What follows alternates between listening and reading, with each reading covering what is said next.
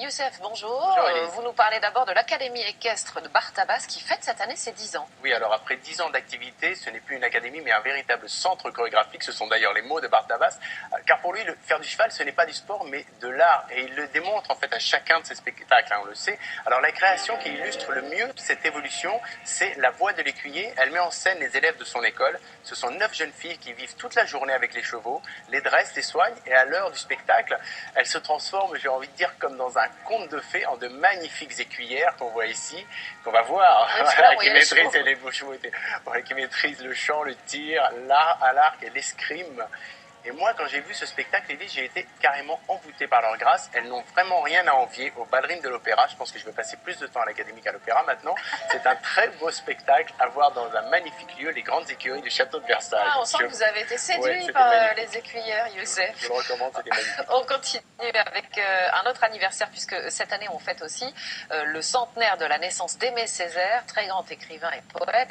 L'occasion de voir une des rares pièces qu'il a écrites. Oui, alors Elise, très bizarrement, très peu de manifestations célèbrent cet anniversaire. Et moi, j'avais envie de mettre un coup de projecteur sur une pièce formidable qui se joue en ce moment au théâtre Les Gémeaux de Sceaux.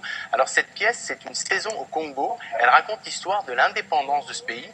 Et elle est portée par une troupe de comédiens, de musiciens, de chanteurs. Ils sont originaires de Belgique, du Burkina Faso, du Cameroun et du Congo aussi, avec une mention spéciale pour le jeune Marc Zinga qu'on voit sur ces images. Alors il interprète d'une manière stupéfiante le ministre Patrice Lumumba, qui, comme on le sait, finira assassiné. C'est du très grand théâtre, je vous le recommande. Vous faites bien d'en parler.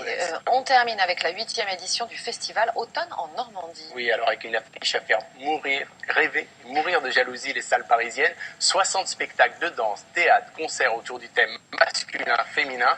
Il y sera question d'amour sous toutes les formes, de la plus romantique à la plus passionnelle, en passant par des œuvres, disons, plus coquines, on le voit un peu ici. Tout ça apporté par des artistes venus de tous les horizons. Alors ça va de Jordi Saval à des rappeurs de la scène new-yorkaise, c'est dire, et en passant aussi par la chorégraphe Dada Massilo et sa fameuse version du Lac des Cygnes, que vous en avez parlé ici, Elise, vous dire. Absolument, et qui est actuellement en tournée cette fois dans toute la France. C'est à découvrir dans près de 30 lieux de la région Haute-Normandie. Allez-y, et